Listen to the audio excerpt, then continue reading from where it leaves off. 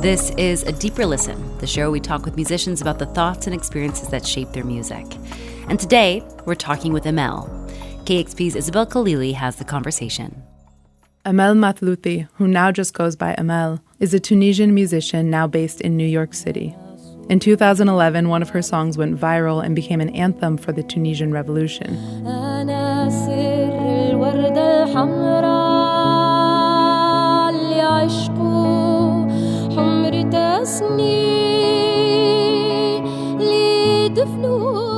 Now, more than a decade later, she's still using her voice as a call to action.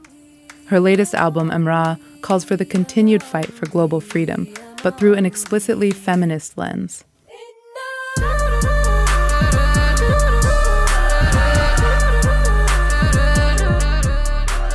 It was made by an all-women cast, from producers to engineers to musicians, and featured collaborators from all around the globe, including Malian rapper Ami Yerewolo,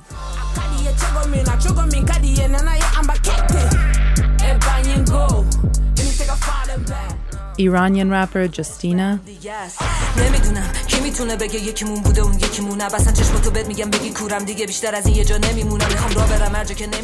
Brazilian producer Lyzza,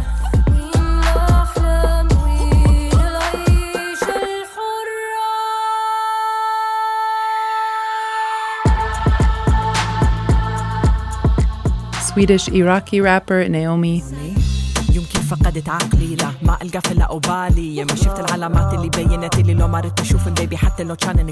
and Egyptian mastering engineer Heba Kadri, who's worked with the likes of Bjork, Beach House, Ryuichi Sakamoto, and more.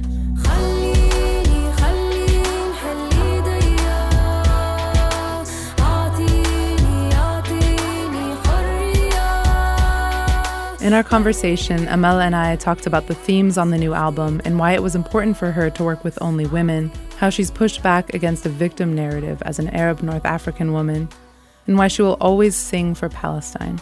But first, we explore her early connections with music in Tunisia.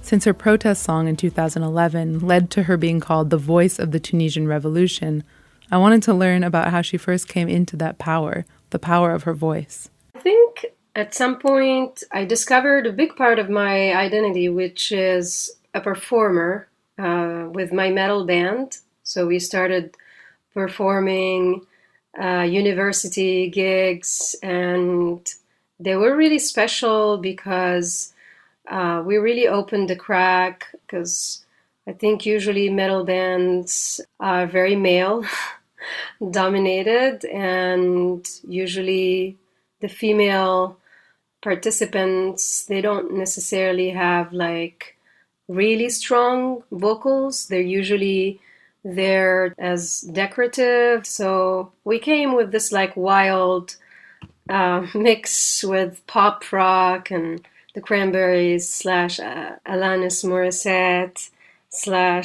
/ goth music. So I think when I decided to leave the band and start learning guitar and just like be on my own, that's when I crossed another level where I started having this realization that music needed to have a purpose and a message.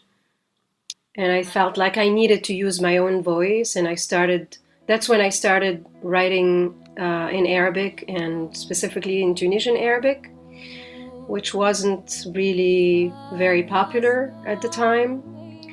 And spontaneously, I started writing about freedom at the same time that I was starting to use my language.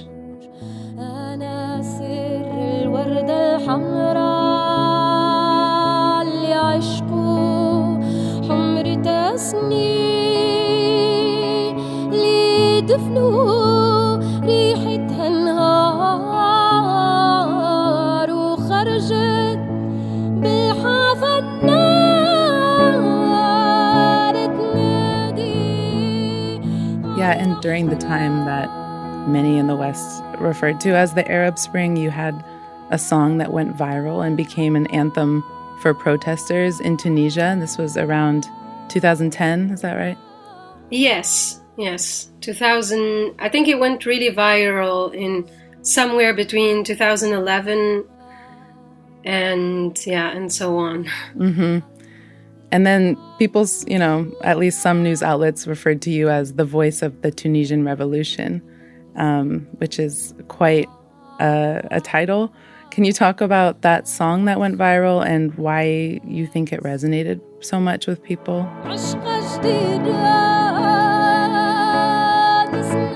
Yeah. Well, the song is, I feel like it's a beautiful, folk / I don't know if I can say pop. It's kind of like its own special thing. Yeah. And I felt weird about it afterwards because I'm not sure it's my signature music style. But the song really felt special since the moment I was writing it. And then I had the lyrics. They were the first time that I sang somebody else's lyrics. This is a Tunisian poet. His name is Emel Mathlouthi, and we were part of this, young movement. We were trying to break free despite the environment, and somehow we connected briefly, and I carried the lyrics for a long time with me. They spoke to me, but I wasn't sure how to best put them out there. And then one day I just tried the two, the melody and the lyrics together, and it was as if they were made for each other. It's really crazy. And I didn't even need, when you write a song, you cut here and you fix here and you arrange here, but I didn't need to do any of that stuff. It was just so perfect, verse, chorus, verse, chorus.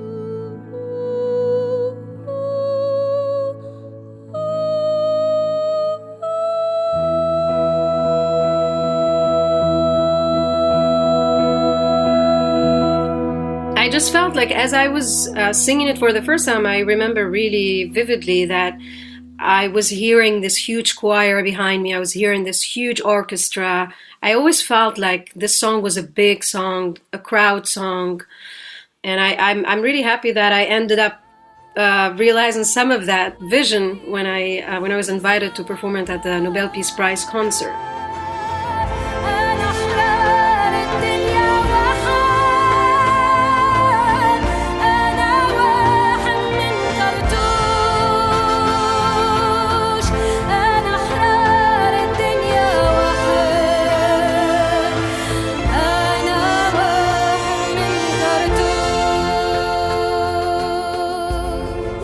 From the moment I wrote it, I knew that it had to be big, and I always felt that it was the song that was there to unite people. And I remember my first show in Egypt after the revolution there. I remember everybody stood up all of a sudden in the room and they started singing along.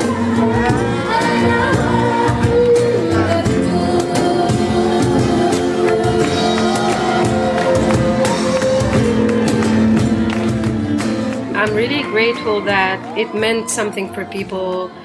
I meant it to give people strength. I meant it to give people hope, and specifically to encourage people to believe in themselves and fight for their rights.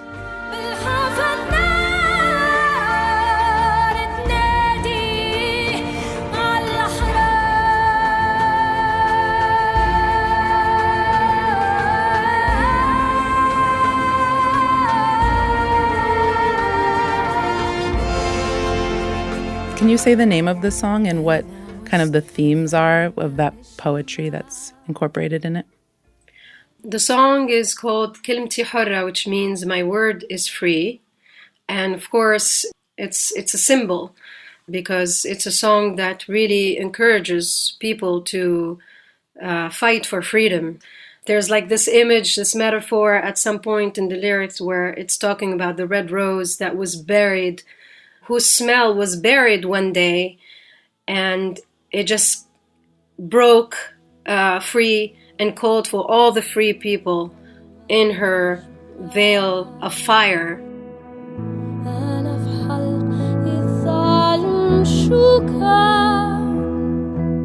And this is very interesting because it's a very powerful prophecy, because eventually what happened is that Bouazizi set himself on fire. Emel is referring to the self-immolation of 26-year-old Mohamed Bouazizi in December of 2010. Bouazizi was a fruit and vegetable vendor struggling to make ends meet when authorities confiscated his cart and produce for being an unlicensed seller. He set himself on fire in an act of desperation. That just ignited people's fire that they had inside, that, they were really tired and angry, and they just went out on the streets. The widespread protests on unemployment, inflation, and poor living conditions led to the ousting of Tunisian President Zine El Abidine Ben Ali and his regime in what became known as the Tunisian Revolution and the Arab Spring. And then just the movement kept growing and growing and growing, and we're seeing the same thing happening right now with the tragic death in the same matter. Yeah, Aaron Bushnell. Emel is talking about 25-year-old Aaron Bushnell, who died in February after setting himself on fire outside the Israeli embassy in Washington, D.C. He was an active duty member of the U.S. Air Force, and his self-immolation was an extreme act of protest against Israel's war on Gaza. And we see, it's reverberating, People just, they want to be heard.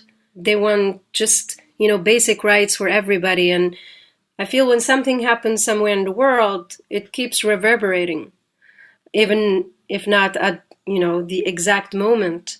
And I love that about music, how it connects the dots, what we can't say and what we probably some of us can say, like we as artists and as musicians. I feel that's where we're here for, especially during these moments.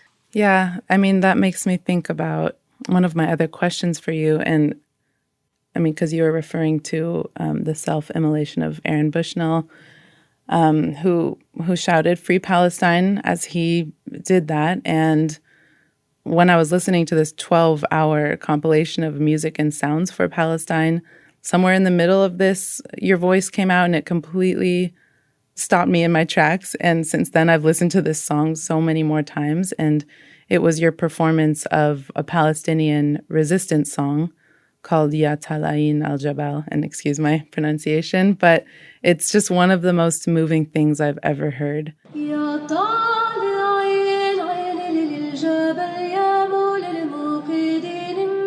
And I've learned more about that style of music through a podcast I did earlier this year about Palestine, about Palestinian music and resistance. And in one of the episodes, we explored that genre of music and how it was like its own language encoded with messages that couldn't be understood by authorities at that time.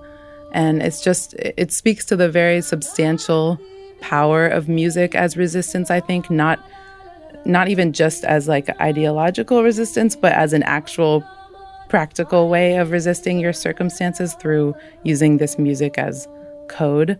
And I'm wondering, first, how you learned about that song and what that performance was about, and also if you could speak a little more about the role of music in these big social movements. I think I heard the song, I think I was on the phone with one of my friends afterwards, and they were listening to the song in the car, and I just got a really quick glimpse of it, and I'm like, what is this song? I really need to sing it. And I remember it was around October 20th, and I was set to perform in Athens. And of course, for someone like me, it was a really hard time because I couldn't be myself anymore. Myself being a performer, being an artist, even though there's a big humane side in what I do, but I felt like it was really complicated to be just pursuing a normal life while a genocide was being committed. So I was like, okay, the least I can do is sing this song today in Athens. And then the reaction afterwards online was incredible. I just sang a song with my heart.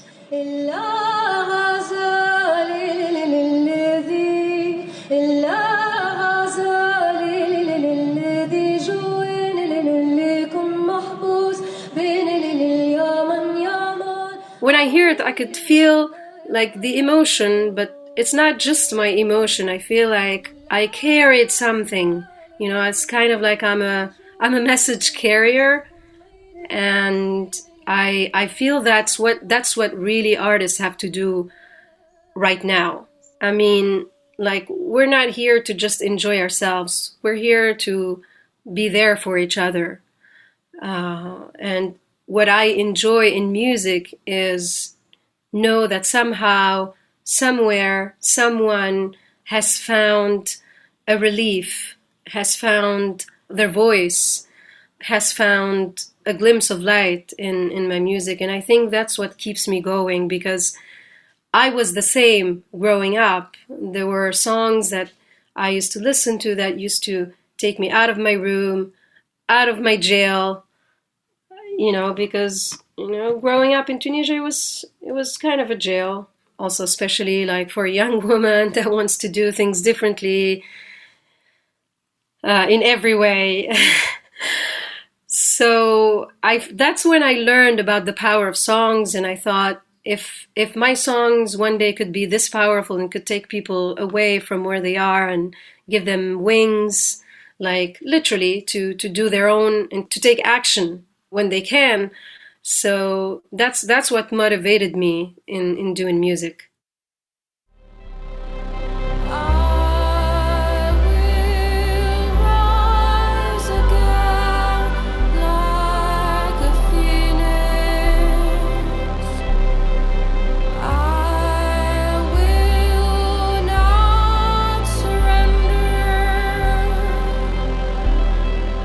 So the new album is called Imra'a, and first, could you talk about that title and what it means? So Mra means woman in Tunisian dialect. It's very similar to the Arabic word, but it was important for me to also use my Tunisian dialect because it's not very common, because usually most of the Arab artists, they sing whether in Levantine or Egyptian dialect, and I feel like as we are different kinds of Arabs, and it's important also to put our identity and our culture out there. And I learned that in some countries, in some Arab countries, that word might mean something negative. And being a woman in the industry, being an Arab, African, Mediterranean woman in the industry, in the West, I felt that I'm always stripped for the many layers that compose me. And I'm sick and tired of, pretending that things are all right for women. Like, things are not all right for women. They're not all right in the Arab world. They're not all right in the West either. And there's so many different dimensions to that.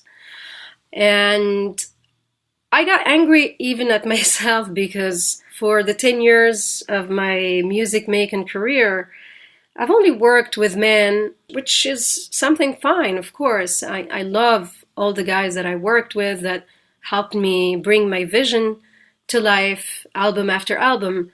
But I just realized that I'm going to put it like as simply as this. Guys keep just hiring guys. And there's all these women that are trying to be out there, like producers, engineers, like me, even myself. All I want to aspire to become was a singer, but little by little I discovered that I had other skills, that even though I didn't study music, I could compose, I could imagine, I could produce. And it took me a long time to acknowledge that and to trust myself and to trust my vision. And that's when I realized how many problems there are in the industry that make most women and girls, we don't even project ourselves to so many different positions. And I thought that my duty is to, at least whatever platform I have, my duty is to share it with other women, to give them a voice, to give them a space. And then later on, I discovered, women are not my rivals, and I can trust a woman behind a board. It must sound ridiculous, but this is where I come from, and I consider myself pretty much evolved, and so. But we all come from that place too. I mean, we all have those ideas kind of ingrained in us from a young age. Exactly. And that's the bigger problem. And that's why, to me, like, it's all, of course, at the end of the day, it's all about representation. Mm-hmm. And this is 100% female produced album.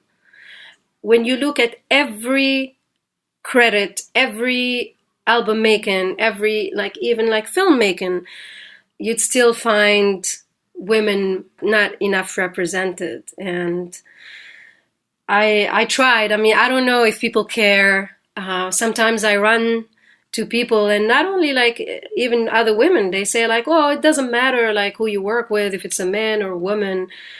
And it kind of like makes me angry, because like, of course it matters, because we are a minority and we need to support minorities. You know, of course it's okay to work with a man or a woman, but when you see like how much space is taken by men opposed to how much space is needed for women, that's where you need to act. And especially we need to be hand in hand. That's what I'm trying, to push people to believe in. The statistics are there and the numbers are still alarming, and we need to break the cycle, because I'm going to be very honest. If I know many people told me, like, you're not just going to work with a woman just to work with a woman. But if I wasn't that stubborn, I wouldn't have gotten to work with any of the women I worked with, because every time I would ask people for recommendations, it's much easier to find the right guys. It's much easier. There's many more barriers to finding exactly women but that's the reason to do it, is because as you do it, there will be less barriers for the next person. Exactly. Yeah. I wish for this to grow and be a movement, Mm-hmm. But I don't know if we're there yet. Yeah. But, But I think it does influence things that you might not see, or maybe the revolution is not going to be visible, but I think it's in little ways. And I definitely feel like there are spaces in my life that I need to be only women. I think there is something that blooms in those spaces where we really believe in each other and see each other's potential and don't doubt each other. I totally relate, because I can tell you the other side that I wasn't aware of is that there was something really special working with women that was completely different. I don't want to like go into the cliches of like women are more intuitive, but it is true. It is true. I really felt that my vision, studio session after studio session, whether with my co-producers or with the choir or with the strings players or with the percussion player or with the guitar player, we all, like, even without saying a word, we all felt what we were doing and how important it was.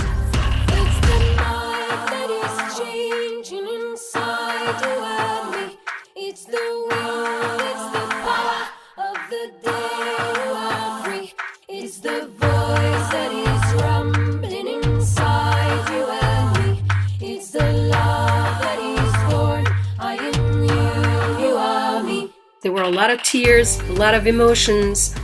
So I definitely felt reassured in my choice every second I was in the room with other women. And let me be political for a second. I mean, look at what's happening. Like, look at the mess, look at the war that's ongoing. Like, who created that?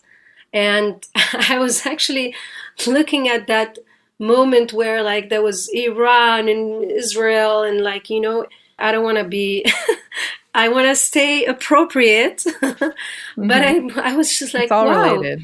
This is just like a bunch of guys just, having like a fight. This is all about like male and testosterone. And I swear, like, I had that same feeling. Seriously. So to me, the same I did for this album, I feel like we need to switch to a fully directed by women society in order to fix the damage. Like, there's so much damage right now, and I feel we're all feeling it, and we're all in the same place. The world is so hard to process, And no one is really like thinking about how to fix this, like whether we have to have a student movement, we have to have a workers movement, and all of this is right. But I feel like there has to be a completely female movement where let's see what the system would look like, what the world would look like and feel like when all the decisions have been made by women, when it would be like a female created, because we're just inherited everything like from patriarchy. Mm-hmm. And there's so much that's just reactionary. And I think if you continue to react from thing to thing without really thinking through what's gotten us here and a better way forward, then we're going to just be in the same cycle of mess. And I think, that's why I think in terms of Palestinian liberation and all liberation, it's like you have to incorporate queerness and feminism and all of these things. Yeah. Yeah, totally. And queerness was also an important part of the album. Mm-hmm. It was important for me to focus on the female. For me, like the female cause is very important right now, me fully identifying as a woman. But we have a producer, an amazing producer from South Africa. Her name is Angel Ho. And how difficult it is for trans women to be recognized as just who they are and who they want to be. There's another queer woman that I was deeply moved by because she had gone through a terrible experience which is sexual assault. And one of the songs of the album is called Mazel.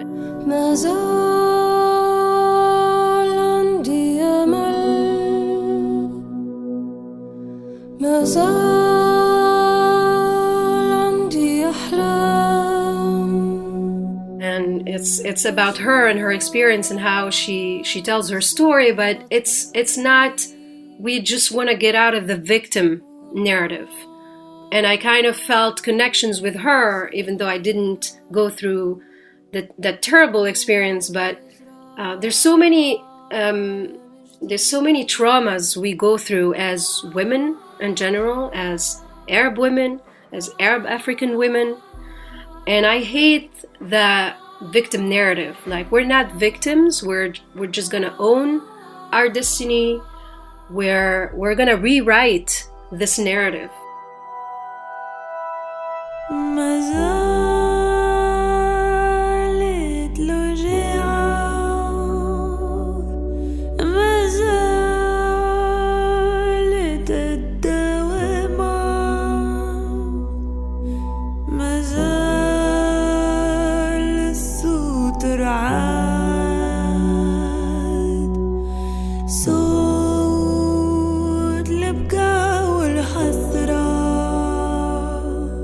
I wanted to ask about a few specific songs on the album, and thanks for talking about that one already.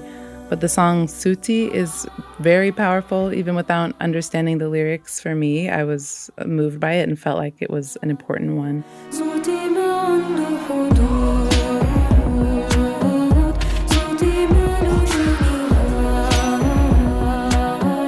Can you talk about the meaning of Suti and what the song is about? So Suti means my voice, and the song started as like an a cappella that I just had like at a moment, and I just had these like 4 different phrases of music, and I recorded it, and I just had Suti, like a mantra. And at the time I was really concerned with my voice, and like I didn't feel like it was going okay. And I was really, all of a sudden I felt really weak, and I couldn't imagine like being without this instrument that just helps me express myself and just helps me like process so many different emotions and connect with people. And then eventually like it just transformed as just a, this big tribute to the strongest instrument we have, which is, literally the voice, but also our voice. We have that voice that is searching is thirsty for freedom, for justice, for a human connection. So I felt like it was important for me to write a song about all of that.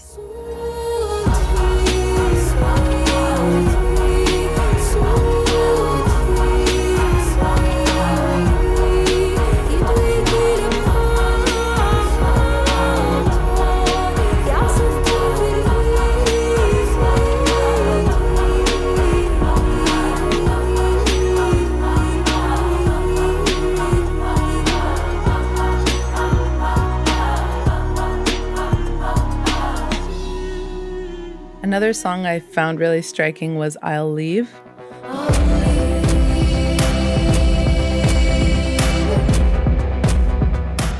What is that song about? So this song started as like just a 2 chords song, and I like being minimalist with my music writing and songwriting, and I love these 2 chords so much. And I've never written any songs about my dad, and I feel that he taught me so much. And among what he taught me is to stand up for what's right and stand up for myself. And I don't think every kid grows up with that. And I feel it's an amazing thing that we need to teach our kids. And I'm very grateful to him for that. But at moments, I feel lost. Like I'm trying to speak to him and tell him, like, listen, like, look at what's going wrong. Like, how can I take all of this on my shoulders? How can I fix this? So this is how it started, and basically this is also a recurrent theme in my songs, where I want to paint the dark picture of like people's features clouded by oppression, by pain. You know, you have like these people that are struggling so much day to day.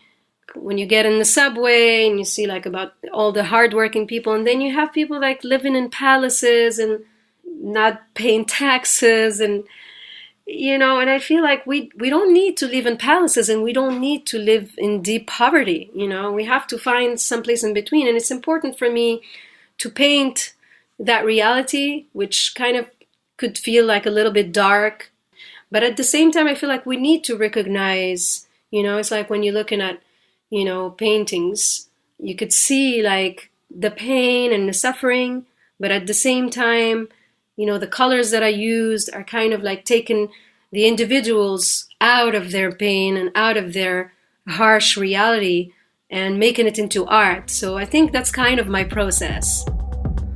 Men and women tie to darkened chains, bodies bending under loads of pain, and I am left with just some hopeless lines.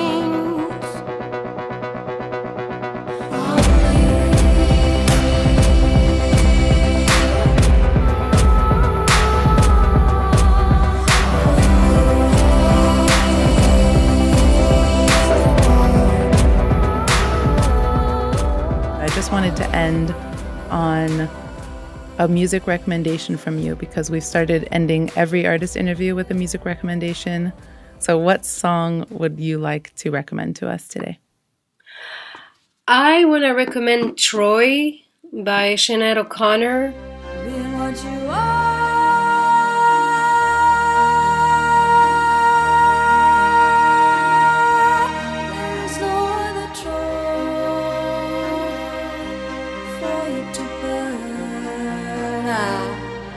Because Sinead to me is like, if not the most important artist.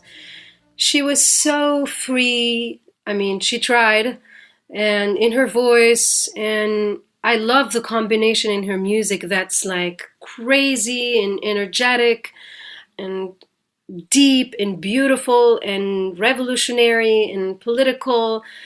I love how, I know there's a lot of like connections with like her mental health, but you know, when you hear her music and you see the spectrum, I feel grateful that somebody thought it was a good idea, you know, to put her music and support her creation and put her out there, because I don't think we could still produce, you know, art like that anymore.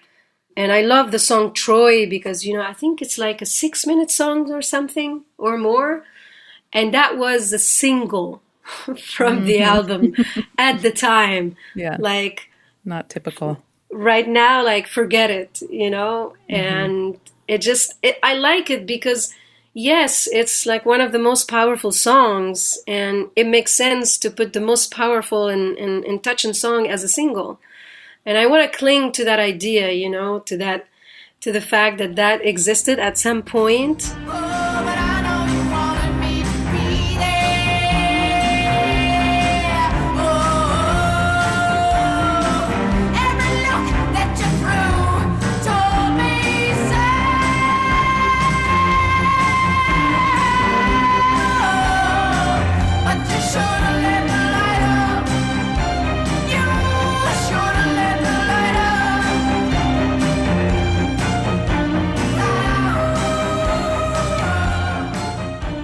That's a beautiful recommendation. Thank you for that. I'm glad you chose Sinead O'Connor. And I think a lot of people are understanding her power. If not then, they're understanding more now. And I hope you are appreciated while you're here with us. And I thank you so much for your time and your insights. Thank you. Thank you. I enjoyed this so much. Emel's latest album, Emra, is out now on her own label, Little Human Records. This is the song Pride.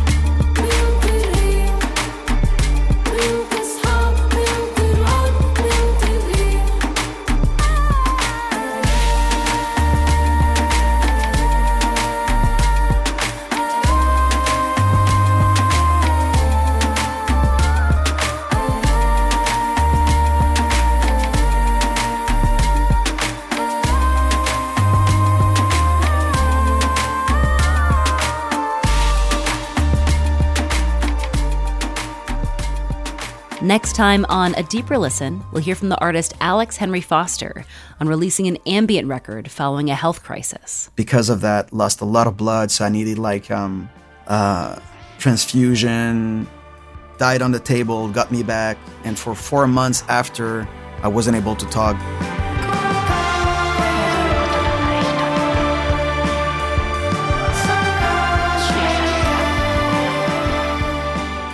That's next time on A Deeper Listen. Before you go, please do me a huge favor and subscribe to this podcast, rate it, and review it. Those little things just take 2 months of your time and go a long way in helping spread the word that this podcast exists. Because we don't like spending lots of money in advertising dollars to try to get the word out about this show. KEXP is a publicly funded station. We rely on listeners to do what we do, so do your part. Subscribe to this podcast, rate it, review it, or share an episode with a friend or your followers. Those little things go a long way. And you can also help financially support this show by giving $6 a month at kexp.org/deeper.